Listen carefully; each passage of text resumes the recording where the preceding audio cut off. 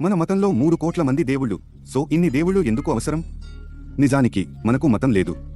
మనం అన్వేషకుల భూమి. రకరకాల ఆధ్యాత్మిక ప్రక్రియలు ఉన్నాయి. ప్రతి ఒక్కరూ తమ సొంత మార్గంలో వెతకవచ్చు.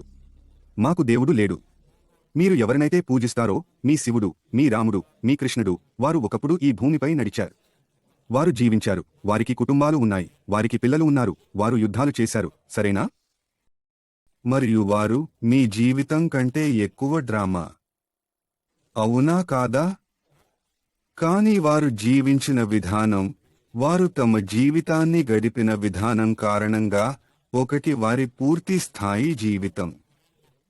మరియు వారికి ఎలాంటి డ్రామా జరిగినా వారు డ్రామా కంటే పైన ఉంటూ సమంగా ప్రవర్తించారు. వారు డ్రామా కంటే పైన ఉన్నారు కాబట్టి మేము వారిని దర్శకుడు అంటాము.